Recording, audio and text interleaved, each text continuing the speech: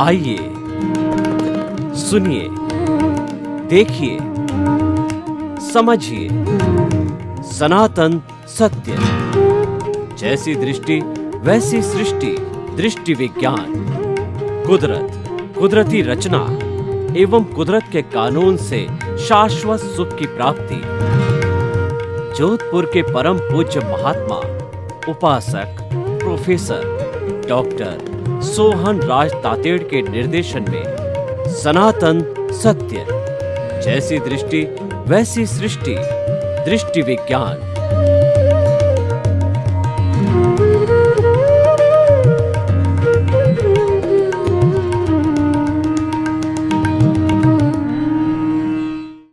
भाई और बहनों, मातृशक्ति को नमन। आज का हमारा अति उत्तम विषय 10 प्राण 6 प्राप्तियां। आत्मा की शक्ति को प्राण कहते हैं, पुद्गलों की शक्ति को पर्याप्ति कहते हैं। ये हमारा शरीर पुद्गलों से बना है और भीतर विराजमान शुद्ध आत्मा भगवान है, जो अजर अमर अविनाशी अनंत ज्ञान अनंत दर्शन अनंत शक्तिशाली है। वो जो अमूर्त है और मूल रूप से वह सिद्ध शिला में जाने लायक है, लेकिन इस पिंजरे में बंद है। 14 लोक के नाथ इस शरीर रूपी पिंजरे में बंद है, क्योंकि इन्होंने जो है हमारी आत्मा ने किसी समय एविडेंस दे दी, तो एविडेंस देने के कारण कॉजल बॉडी लगातार जन्म जन्मांतर में चलती रही और आत्मा को पराधीन रहना पड़ा। जबकि ये स्वतंत्र रूप से मोक्ष में जाने वाली है, तो जो आत्मा को बांधता है वह अज्ञान है। इसीलिए कहा गया है कि आई प्लस अज्ञान is equal to bonded soul, बद्ध आत्मा। I minus ignorance is equal to pure soul.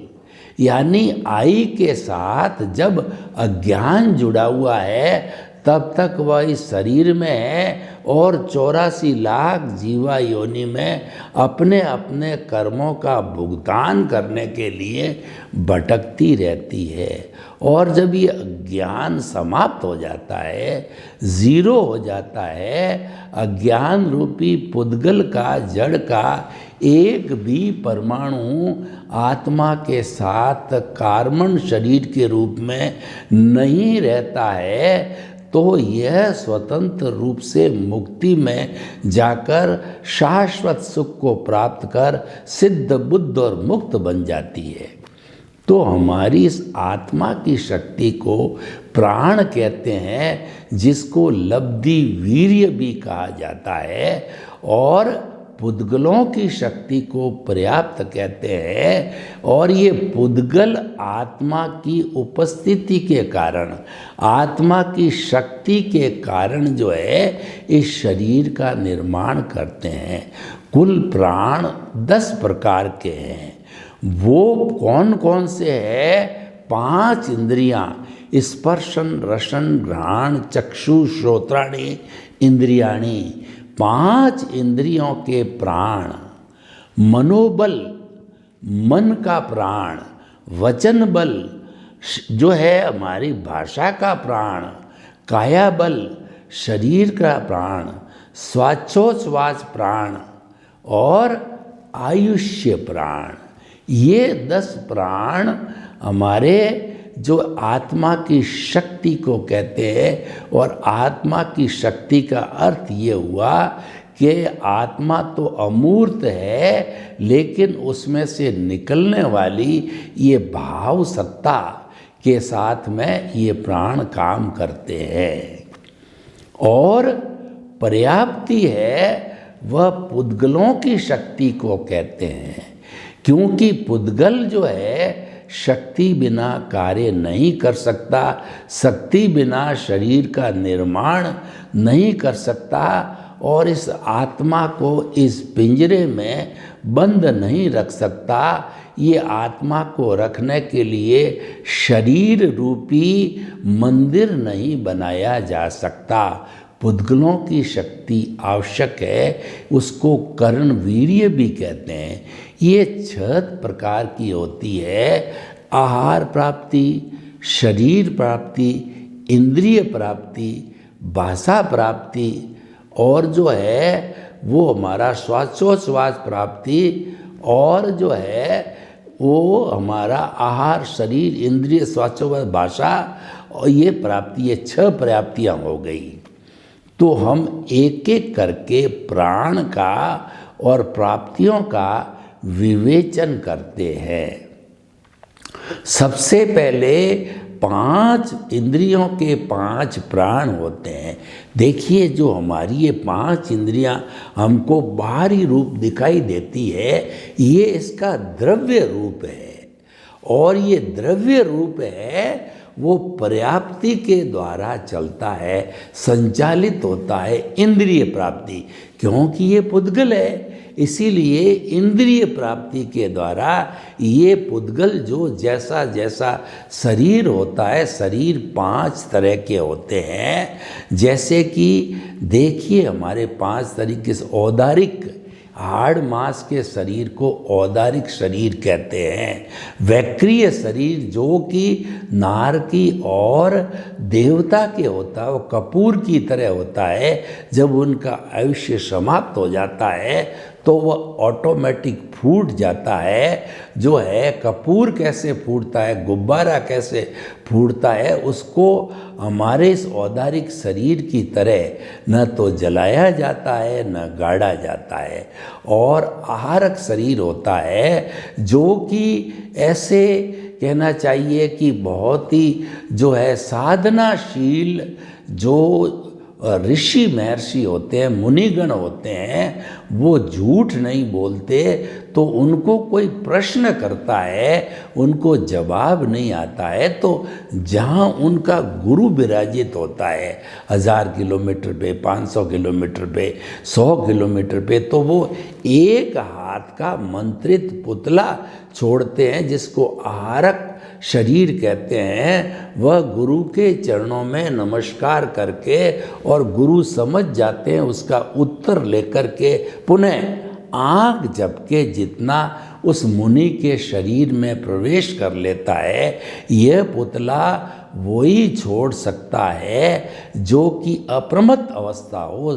7वां गुण स्थान के नीचे नहीं छोड़ा जा सकता। साधनाशील मुनि ही जो है इसको तैयार कर सकता है।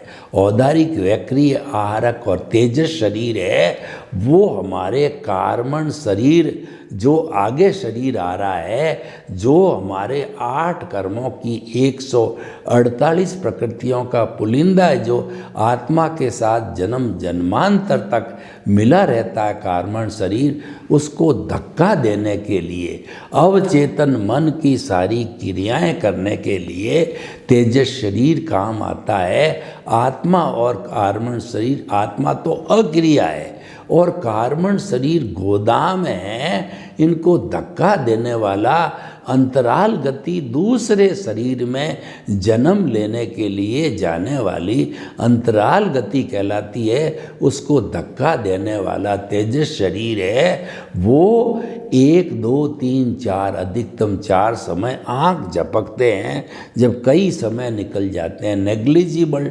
टाइम के अंदर वो आत्मा अपने आयुष्य के अधीन, कर्मों के अधीन जहाँ जन्म लेनी होती है वहाँ ले लेती है। तो इसीलिए औदारिक शरीर, वैक्रिय शरीर, आहारक शरीर, तेजस शरीर और जो है 5वां कार्मण शरीर सूक्ष्मतम है। और वैज्ञानिक लोग कहते हैं ये मासलेस पार्टिकल है, इनका कोई वज़न नहीं होता है, इसके फोटो नहीं लिए जा सकते हैं क्योंकि ये चतुस्पर्शी होते हैं। और तेजस शरीर से ऊपर वाले अष्ट स्पर्शी होते हैं, वो दिखाई देते हैं, इनके फोटो लिए जा सकते हैं। ये बेसिक डिफरेंस है। तो हम बात करें थे प्राणों की, 5 इंद्रियों का जो हमने विवेचन किया, ये जो दिखाई देती है बाहर, ये तो अपना अपना काम करती है, लेकिन इसको जो प्राण मिलता है, इसको भाव प्राण बोलते हैं, वह मिलता है आत्मा के द्वारा, जिसको कि हम कहते हैं 5 इंद्रियों के 5 प्राण कहते हैं। और जो बाहरी उसका जो शेप बनता है, चमड़ी का, आँख का, नाक का, कान का है, ये इंद्रिय प्राप्ति के द्वारा बनता है। तो इसीलिए बाहर का जो द्रव्य रूप है वह पुद्गलों की शक्ति है, जिसको पर्याप्ति कहते हैं। और भीतर जो प्राण मिलता है, जिसके माध्यम से मान लीजिए रेटिना न हो तो वो व्यक्ति जन्मांध होगा, वो जीवन भर नहीं देख पाता है। तो रेटिना है, ये जो है वो आँख की प्राण शक्ति है। चमड़ी है तो चमड़ी तो है, लेकिन ये स्पर्श करने का जो गुण प्राप्त करती है वो प्राणों के द्वारा करती है। रसन जीभ मान लिया, लेकिन जीभ जो रस लेती है, खट्टा मीठा तिक्त कटु कषाय, ये जो उस प्राण के कारण होता है। और आँख होती है, वो जो है प्राण के कारण होती है। श्रोतेंद्रिया बाहर का रूप तो है, लेकिन वो सुनती है जब उसको श्रोतेंद्रिय प्राण मिलता है। तो ये 5 तरह के प्राण हैं, वो इंद्रियों के हो गए। छठा मनोबल, मन पौद्गलिक है, मन नौकर है, मन पैदा किया जाता है। मनन के पहले और मनन के बाद मन नहीं होता, केवल मनन किया जाता है, सोचा जाता है, तभी मन पैदा किया जाता है। तो मन को पैदा करने वाला होता है वो प्राण, मनोबल होता है। और उसको बनाने वाला जो मन को है, वो जो है हमारा जो पर्याप्ति है, जैसे आहार प्राप्ति, शरीर प्राप्ति, इंद्रिय प्राप्ति, श्वासोच्छ्वास प्राप्ति, भाषा प्राप्ति और मन प्राप्ति। तो ये मन को बनाने वाली प्राप्ति होती है। तो ये मन को तैयार करती, कि मन पौद्गलिक है। तो ये शक्ति होगी मन की। वचन बल, वचन जो है हम बोलते हैं, उसमें तो पुद्गल काम आते हैं, पर चिंतन पूर्वक बोला जाता है, क्या बोलना चाहिए, क्या नहीं बोलना चाहिए। गूंगा व्यक्ति है, उसके भीतर उसके जीभ वगैरह सब होती है, कंठ कूप सब होते हैं, भीतर प्राण नहीं है, इसीलिए गूंगा होता है। और व्यक्ति के भीतर आँखों में प्राण नहीं है, इसलिए अंधा होता है। तो भाई और बहनों, ये प्राण जरूरी है शरीर के अंदर। अगर शरीर का प्राण नहीं है तो लकवा मार जाता है, वहाँ पे सुन्न हो जाता है, चेतना नहीं रहती है। चेतना की हाजिरी को प्राण कहा जाता है। तो 5 इंद्रियों के प्राण, छठा मनोबल, 7वां वचन बल और 8वां काया बल, शरीर का प्राण। शरीर जो है मैंने अभी बताया लकवा मार जाता है, अगर जहाँ पे चेतना मौजूद नहीं होती है तो वहाँ ब्लड का सर्कुलेशन नहीं होता है, क्यों? मालिक चेतना होती है और वही शक्ति देती है, और जिसको प्राण बोलते हैं। तो 5 इंद्रियों के प्राण, छठा मनोबल, वचन बल, काया बल, श्वासोच्छ्वास प्राण, श्वास लेना न लेना, श्वास तो लिया जाता, वो तो पुद्गल है, लेकिन जो उसकी शक्ति है जिससे सांस लिया जाता है वो हमारा प्राण कहलाता है, श्वासोच्छ्वास प्राण। और अंतिम होता है आयुष्य प्राण। तो 9 प्राण अगर चले जाते हैं और आयुष्य प्राण अंतिम रहता है, आयुष्य प्राण समाप्त नहीं होता है, तो वह व्यक्ति जिंदा रह सकता है। लेह और जो है हमारे ये जहाँ पर बर्फ़ गिरती है वहाँ पे जो हमारे सैनिक जो है लड़ते लड़ते कई बार बर्फ़ की सीलाओं के नीचे दब जाते हैं, उनका जो है प्राण आयुष्य प्राण जिंदा रहता है, तो 6 महीने के बाद भी वो जिंदे पाए जाते हैं। फिर उनको हीटरों के द्वारा गर्म करके और उनके प्राणों को प्राप्त किया जा सकता है। क्योंकि 9 प्राण समाप्त हो गए लेकिन 10वां प्राण हाजिर था, तो 10वां प्राण जब रिक्यूप हो गया तो 9 प्राण वापस आ गए और आदमी जिंदा हो गया।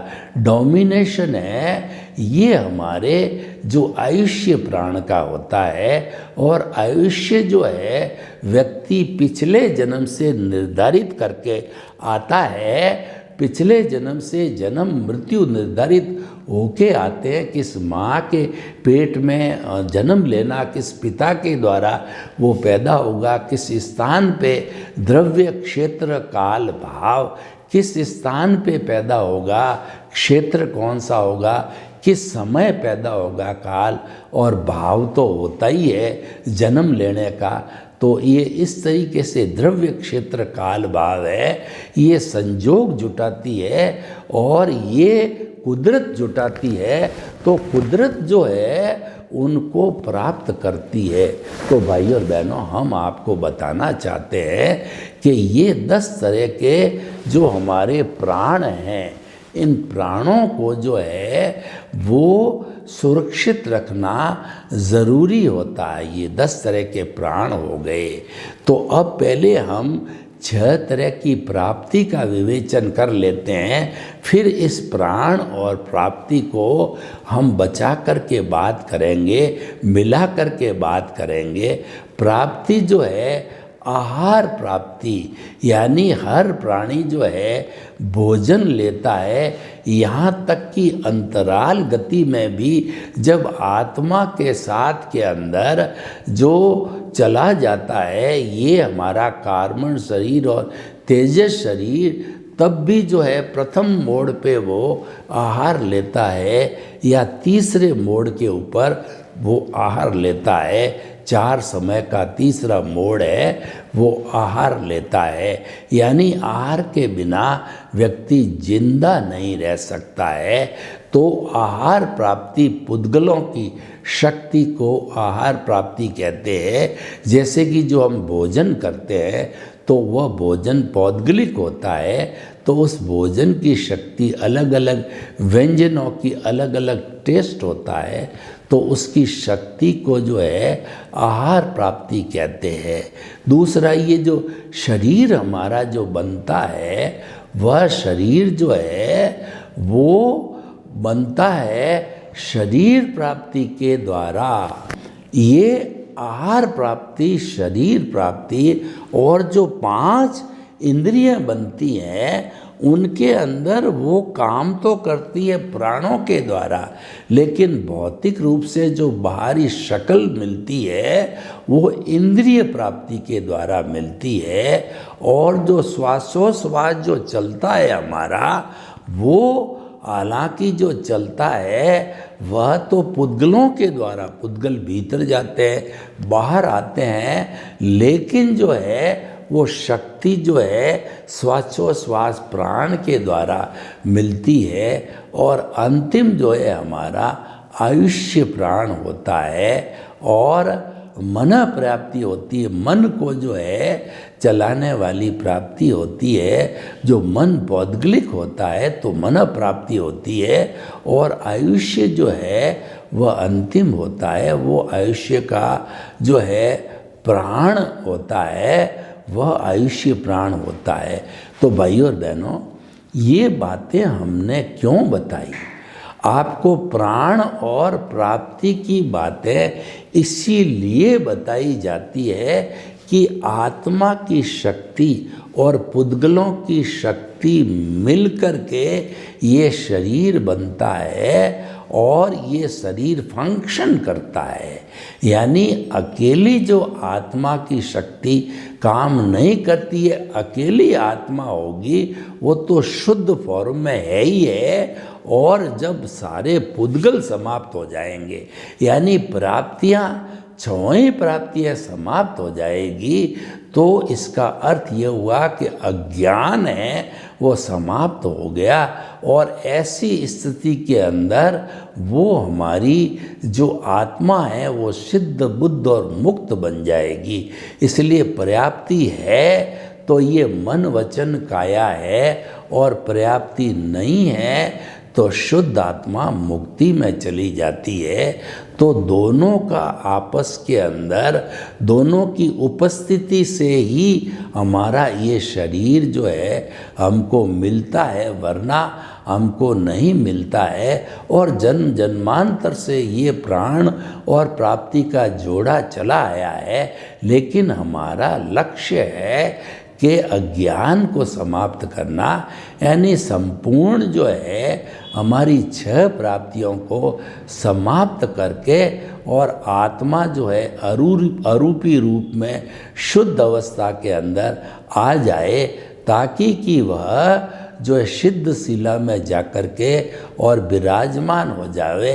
वहाँ पर जो है वह शाश्वत सुख को प्राप्त कर लेती है। और वही हमारे जीवन का उद्देश्य है कि शाश्वत सुख को प्राप्त करना, यानी आत्मा को प्राप्त कर लिया जाए।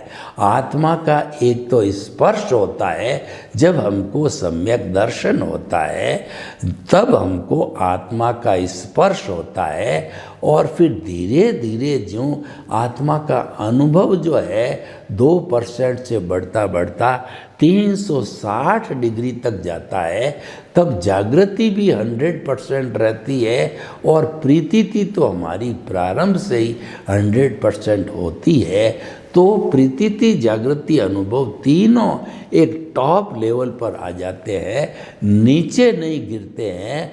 तो ये जो अवस्था होती है, ये अवस्था जो कहना चाहिए कि हमारे रियल पुरुषार्थ की अंतिम अवस्था होती है। और ये अवस्था आने पर जो है उस जीव को जो है वो केवल दर्शन हो जाता है, यानी अब पुरुषार्थ करने की ज़रूरत नहीं है। इसका मतलब पुरुषार्थ करने वाली प्रतिष्ठित आत्मा समाप्त हो जाती है और थोड़ी बहुत बची हुई जो डिस्चार्ज प्रतिष्ठित आत्मा है, जो कि वेदनीय आयुष्य नाम और गोत्र कर्म से बंधी हुई होती है, तो उसको भुगतने तक जो है वह जीव केवली रहता है और उसका अज्ञान समाप्त हो जाता है। पिछले जन्म के अंदर प्रतिष्ठित आत्मा समाप्त, मन समाप्त, और जो है वह शुद्ध अवस्था को प्राप्त हो जाता है केवल दर्शन को। और सबसे बड़ी बात है कि अज्ञान समाप्त हो जाता है। इसीलिए कहा जाता है कि अज्ञान का नाश ही सच्चा न्यास है, अज्ञान का त्याग ही सच्चा त्याग है। अज्ञान जब जीरो हो जाता है तो ये शरीर और आत्मा का संबंध समाप्त हो जाता है और आत्मा सिद्ध बुद्ध और मुक्त बन जाती है। तो ये सारा जो है मुक्ति तक पहुंचने का जो रास्ता है, उसमें प्राण और प्राप्ति को समझना बहुत ज़रूरी है। और ये समझने से हमको भाव और द्रव्य दो पक्ष समझ में आते हैं कि जो पुद्गलों की शक्ति है वो द्रव्य शक्ति है और भावों की शक्ति है वो प्राण शक्ति कहलाती है। प्राण शक्ति के द्वारा ही हमारी द्रव्य शक्ति है वो नियंत्रण होती है।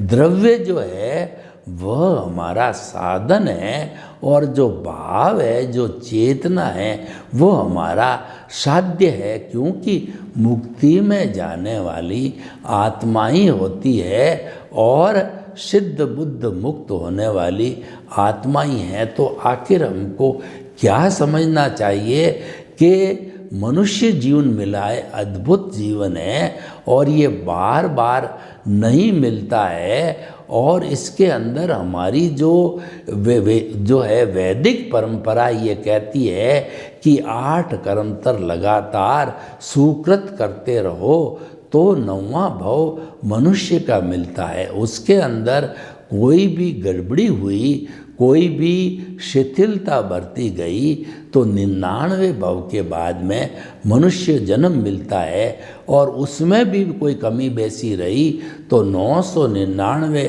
भवों के बाद मनुष्य जन्म मिलता है। यानी कितना दुर्लभतम यह भव है। तो हमारी प्रथम प्राथमिकता क्या होनी चाहिए कि हमारे केंद्र के अंदर आत्मा रहनी चाहिए। देखिए, जब कभी हम लक्ष्य बनाते हैं तो लक्ष्य के केंद्र में कोई चीज़ होती है। जैसे कि जो है अर्जुन ने लक्ष्य बनाया था कि राजा द्रुपद की जो पुत्री द्रौपदी थी महाभारत के अंदर, उसका संयमवर रचा गया। तो उसके पिताजी ने एक शर्त रखी कि जो कोई योद्धा जो ऊपर जो टंगी हुई मछली घूम रही है और उसकी नीचे जो है वो जो कहना चाहिए किसी बर्तन के अंदर उसकी बड़े बर्तन में परछाई पड़ रही है, तो उस परछाई को देखकर जो उल्टी दिशा के अंदर तीर चला करके और जो मछली ऊपर घूम रही है उसकी आँख को बींध देगा, तो ऐसा योद्धा के साथ द्रौपदी का विवाह होगा। तो अर्जुन जो है गांडीव धनुषधारी था और जो द्रोणाचार्य का सर्वश्रेष्ठ धनुर्धर था। तो उसने जो है केवल अपना साध्य साधा, यानी कि उसको पूछा गया कि आपको क्या दिखाई दे रहा है, तो अर्जुन ने कहा जिस आँख को मुझे बींधना है मात्र वही आँख दिखाई दे रही है। जबकि दूसरे राजकुमारों ने ये बताया कि घूमती हुई मछली दिख रही है, किसी ने कहा पानी में उसकी परछाई दिख रही है, किसी ने कहा कि ये पंखे रूप में घूम रही है। लेकिन केवल अर्जुन ने कहा कि जिस आँख को बींधना है वही मुझे दिखाई देती है। तो जो आत्मार्थी है, जो मुक्ति चाहते हैं, वो अपने केंद्र के अंदर आत्मा को स्थापित करें। केंद्र का अर्थ ये हुआ कि हमारा जो ये आज्ञा चक्र है, पिनियल ग्रंथि का जो ये दर्शन केंद्र है, वहाँ से हम भीतर जाकर के आत्मा के दर्शन करते हैं। यहाँ पर जो है शुद्ध भावों के साथ के अंदर प्राण प्रतिष्ठा करके, क्योंकि हमारी आत्मा भी अरूपी है तो भाव शुभ होने चाहिए और भावों से ही प्राण प्रतिष्ठा होती है और भावों से ही मुक्ति मिलती है, क्रिया से मुक्ति नहीं है। क्रिया से तो व्यवहार है और वो रिलेटिव सत्य है, और जो हमारे भावों से जो मुक्ति मिलती है वो रियल सत्य। यानी कि हमारा कहने का अर्थ ये है कि आत्मा के साथ जुड़ना रियल पुरुषार्थ है, और जो है हम अगर पुद्गलों के साथ जुड़ते हैं, पर्याप्ति के साथ जुड़ते हैं, तो रिलेटिव पुरुषार्थ है। तो इस तरीके से ही सारा मुक्ति के लिए प्राण और प्राप्ति की जानकारी करना आवश्यक है। सर्वे भवन्तु सुखिनः, सर्वे सन्तु निरामया। लोक के जीवों को सुख मिले, शांति मिले, आनंद मिले, प्रेम मिले, सौहार्द मिले, और सभी हम अभ्यास करते करते शाश्वत सुख को प्राप्त करें। आपके प्रति मंगल भावना।